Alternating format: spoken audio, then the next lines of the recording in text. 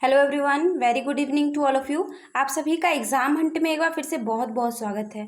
तो फ्रेंड्स, कैसे हैं आप सभी और कैसे चल रही है आप सभी की पढ़ाई। और आज हम जुड़े हैं क्लास 7 के हिस्ट्री चैप्टर 6 के साथ, जिसका शीर्षक है नगर, व्यापारी और शिल्पीजन। तो फ्रेंड्स, इसमें हम जो भी इम्पॉर्टेंट पॉइंट्स है उसको आज डिस्कस करेंगे, जो एग्ज़ाम में बहुत ही ज़्यादा इंपॉर्टेंट होते हैं, क्योंकि एग्ज़ाम में ये क्या कहते हैं, वन लाइनर से भी क्वेश्चंस निकाल कर क्वेश्चंस को घुमाकर पूछा जाता है। तो फ्रेंड्स, आप क्लास में बने रहें और इसको अच्छे से समझें। और इससे पहले हमने क्लास 6 की हिस्ट्री को कंप्लीट किया है और क्लास 7 की हिस्ट्री चैप्टर 5 तक हमने बहुत ही अच्छे से इसको कंप्लीट किया है। अब हम बढ़ते हैं आज की स्टेज पे। तो चलिए देखते हैं कि आज कौन कौन सा महत्वपूर्ण बिंदु आपके लिए इसमें रखा गया है। तो आज हम सबसे पहले पढ़ेंगे चोल वंश के बारे में। तो 1000 साल पहले चोल राजाओं की राजधानी तंजावुर थी। 12 महीने कावेरी नदी तंजावुर के पास से बहती थी, यानी ये जो तंजावुर थी वहाँ से 12 महीने कावेरी नदी वहाँ से बहा करती थी। तंजावुर नगर का वास्तुकार कुंजर मल्लन राजराज पेरू थच्चन मंदिर के दीवार पर उत्कीर्ण था। यानी जो तंजावुर नगर का वास्तुकार था उसका नाम क्या था फ्रेंड्स? तो कुंजर मल्लन राजराज पेरू थच्चन था।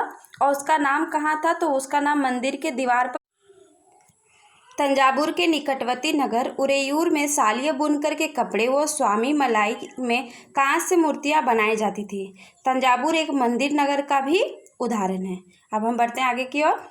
तो चोलीय कालीय कांस्य मूर्तियां लुप्त मोम तकनीक से बनाई जाती थी।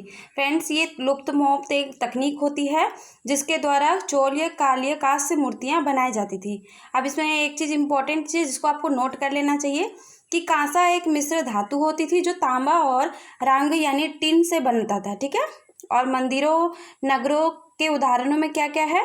तो मध्य प्रदेश में भिल्ल स्वामी, जिसे भिलसा या विदिशा मंदिर भी कहा जाता है। गुजरात में सोमनाथ मंदिर, तमिलनाडु में कांचीपुरम और मदुरै, आंध्र प्रदेश में तिरुपति। तो ये सारे क्या थे? तो ये सारे लुप्त मोम तकनीक द्वारा बनाए गए ये सारे चोल कालीन कांस्य मूर्तियां यहाँ पे प्रसिद्ध है। ठीक है। नगरों के रूप में कुछ विकसित स्थल जैसे वृंदावन, तिरुवन्नमलाई जो तमिलनाडु में है फ्रेंड्स, ये सारे प्रसिद्ध थे। अब हम पढ़ेंगे अजमेर जो कि राजस्थान में है उसके बारे में। तो यह 12वीं शताब्दी में चौहान राजाओं की राजधानी थी। मुगलों के शासन में यह सूबा मुख्यालय बन गया था। यानी मुगल शासन काल में ये मुगलों का क्या था? तो सूबा था। सूबा यानी मुख्यालय बन गया था। 12वीं शताब्दी में सुप्रसिद्ध सूफी संत ख्वाजा मुइनुद्दीन चिश्ती यहाँ बस गए थे। अजमेर के पास ही पुष्कर सरोवर है। अगर आपसे पूछा जाए कि पुष्कर सरोवर कहाँ पे है फ्रेंड्स, तो आपका जवाब होगा अजमेर के पास। अब हम एक छोटे से पॉइंट को यहाँ पे नोट करेंगे कि मडाइका आज के संदर्भ में मंडी के लिए प्रयुक्त होता है। जहाँ दुकानें या बाजार थे उन्हें हट, बाद में उन्हें हाट के नाम से जाना जाने लगा। अब हम पढ़ेंगे व्यापारी बड़े भूस्वामियों और व्यापारियों के बारे में। तो व्यापारी काफिले बनाकर यात्रा करते थे और अपने हितों के लिए व्यापार संघ यानी गिल्ड बनाते थे।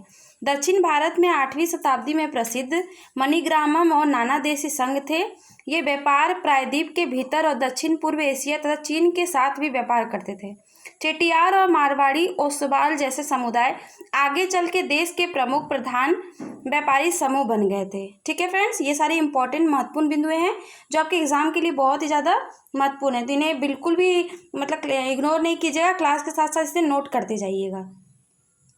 गुजरातियों में हिंदू बनिया और मुस्लिम बोहरा लाल सागर, फारस की खाड़ी, पूर्वी अफ्रीका, दक्षिण तथा पूर्व एशिया तथा चीन में कपड़े मसाले का व्यापार करते थे। बदले में अफ्रीका से सोना, हाथी दांत और दक्षिण पूर्वी एशिया और चीन से मसाले, टीन, मिट्टी के नील बर्तन और चांदी लाते थे। अब इसमें भी यहाँ पे कुछ नोट करना है फ्रेंड्स। तो यहाँ नोट ये करना है कि लाल सागर के बंदरगाह पर मसाले और कपड़े तावली व्यापारियों द्वारा खरीदे जाते थे। वहाँ से वे उन्हें आगे यूरोपीय बाजारों में पहुँचाते थे। अब हम दूसरे पॉइंट को भी नोट डाउन करेंगे। तो काली मिर्च, दालचीनी, जायफल, सौंठ यूरोपीय व्यंजनों के लिए महत्वपूर्ण अंग बन गए थे। ठीक है फ्रेंड्स, अब हम आगे बढ़ते हैं। अब हम पढ़ेंगे नगरों में शिल्प के बारे में। तो बिदर जो कि कर्नाटक में है, तांबे तथा चांदी की जड़ाई प्रसिद्ध था, इसलिए शिल्प का नाम बिदरी पड़ गया। पांचाल अर्थात विश्वकर्मा समुदाय, जिसमें सुनार, कसेरे, लुहार, राजमिस्त्री और बढ़ई शामिल थे। सलीपार या केकोलार जैसे बुनकर समुदाय मंदिरों को भारी दान दक्षिणा दिया करते थे। और यहाँ भी कुछ महत्वपूर्ण चीज़ें हैं जिसे आपको नोट करना है, तो ये है कि पश्चिम बंगाल में भागीरथी नदी तट पर स्थित मुर्शिदाबाद वस्त्रों के प्रमुख केंद्रों के रूप में उभरा था और 1704 ईस्वी में बंगाल की राजधानी बन गया था। यानी 1704 में क्या हुआ था, तो मुर्शिदाबाद बंगाल की राजधानी बन गया था। तो फ्रेंड, आज की सीरीज में इतने ही महत्वपूर्ण बिंदुएं हैं। आगे की सीरीज में इसके आगे के महत्वपूर्ण बिंदुओं को हम डिस्कस करेंगे। तो अगर आपको यहाँ पे कहीं भी कोई भी प्रॉब्लम हुई तो आप फिर से क्लास को स्टार्टिंग से देख सकते हैं और सारे महत्वपूर्ण बिंदुओं को आप नोट डाउन कर सकते हैं। और आप अगर नए लर्नर्स हैं तो हमारे चैनल को सब्सक्राइब करें, बेल आइकन को प्रेस करें। इससे आपको आगे आने वाली हर वीडियो की नोटिफिकेशन टाइम पर मिल जाएगी और आप समय के साथ क्लास के साथ जुड़ सकेंगे।